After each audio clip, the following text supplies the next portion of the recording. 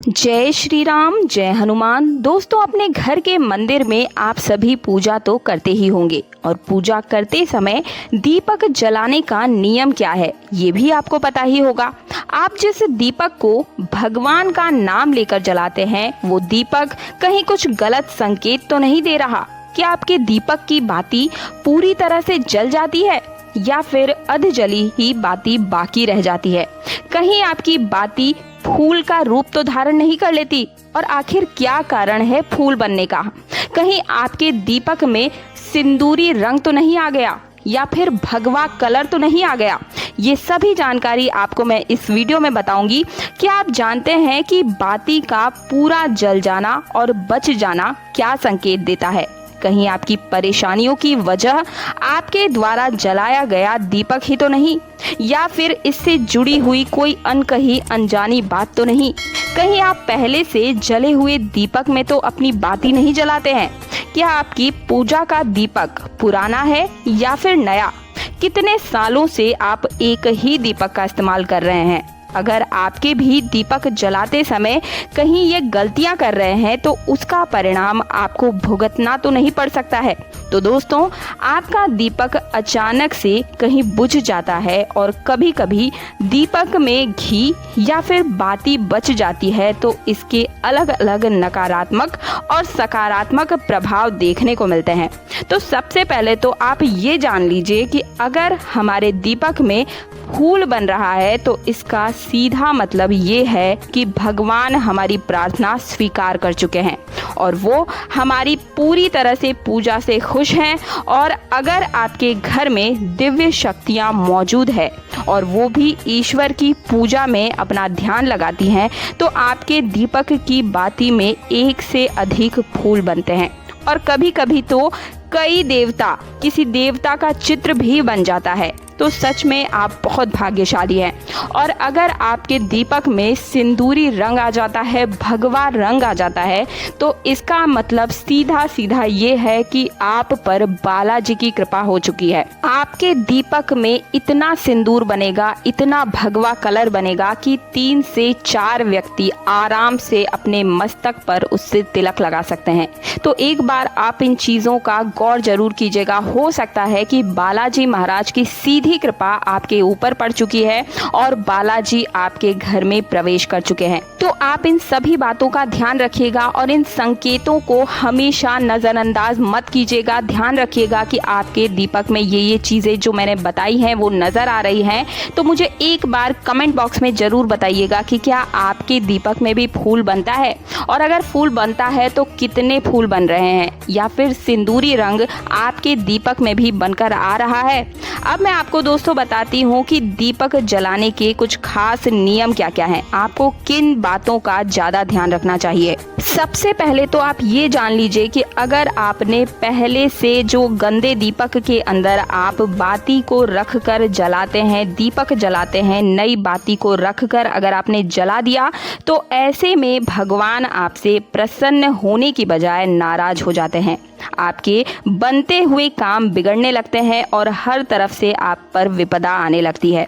आपकी तिजोरी का धन खर्च होने लगता है और आपके धन आने के सारे रास्ते यानी कि मार्ग बंद हो जाते हैं। ये हमेशा ध्यान रखें कि जब भी दीपक जलाएं तो साफ सुथरे दीपक का ही आप इस्तेमाल करें।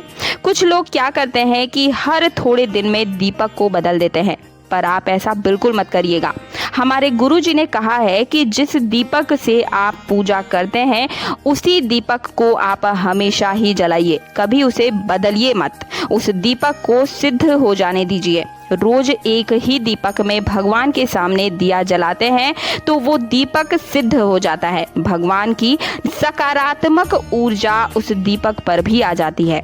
अगर आप गलती से भी उस दीपक को बदलते हैं तो आपकी तरक्की रुक जाती है। लगातार 10 या 20 साल उसी दीपक में लगातार बाती जलाते रहिए और इसका चमत्कार आप खुद देखेंगे।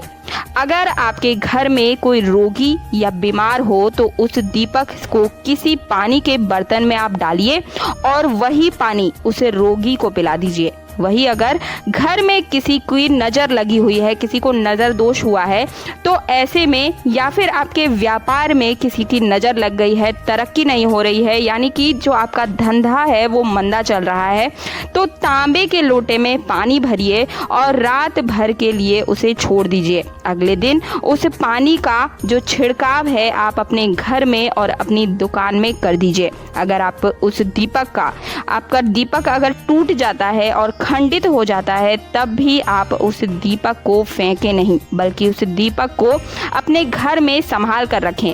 जब भी आप दीपक जलाते हैं तब गंगा जल से आप गोल घेरा बना दीजिए।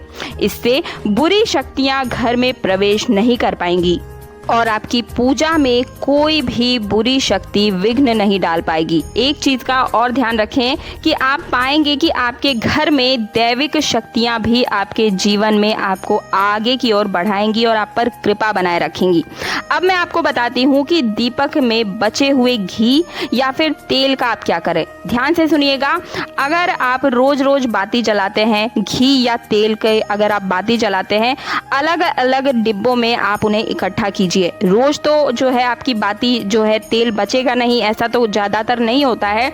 अगर किसी दिन अगर बच जाता है तो आप उसे अलग अलग डिब्बे में स्टोर कर लीजिए, रख लीजिए। उसके बाद ऐसा करने से उसमें जो शक्तियां हैं उसी में बनी रहती है। और घी और तेल को आप इस तरीके से रखिएगा कि उसका जो धूप दिखाने के बाद अगर आपके घर में कोई रोगी व्यक्ति है, आपको कोई स्किन की प्रॉब्लम है या फिर किसी भी तरह की बीमारी है, तो उस तेल को आप अपने हाथ पैरों में लगा दीजिए। इससे आपकी जो भी शरीर से जुड़ी हुई समस्या है, किसी को सर में दर्द रहता है, किसी को पैरों में दर्द रहता है, पैर के तलवों में आपको नहीं लगाना है, क्योंकि वो एक जो है पूजा यानी कि सिद्ध जो है घी बन चुका है। सिद्ध घी को आप अपने पैर के तलवों में ना लगाएं, बस अपने पैरों की आप मालिश कर सकते हैं। हाथ, पैर या फिर सिर पर उस तेल को लगा लीजिए। आपकी हर प्रकार की बीमारी का ये बहुत ही ज़्यादा अचूक उपाय है। एक बार इस उपाय को करके देखिएगा, आपके सभी प्रकार के कष्टों से आपको मुक्ति मिल जाएगी। मुझे उम्मीद है कि आप सभी को मेरे द्वारा दी गई ये जानकारी से आप संतुष्ट होंगे। अगर आपको कोई भी तरह की डाउट है, मन में संदेह है, तो मुझे कमेंट बॉक्स में ज़रूर बताइएगा।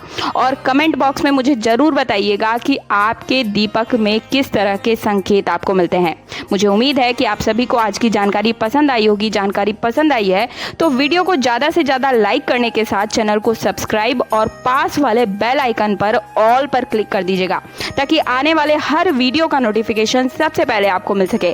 और इस वीडियो को अपने व्हाट्सएप ग्रुप में हर एक ग्रुप में और हर एक व्यक्ति के साथ शेयर कीजिएगा, ताकि उन्हें भी ये ज्ञान, हमारे प्राचीन ज्ञान की जो जानकारी है वो फ्री में, मुफ्त में मिल सके।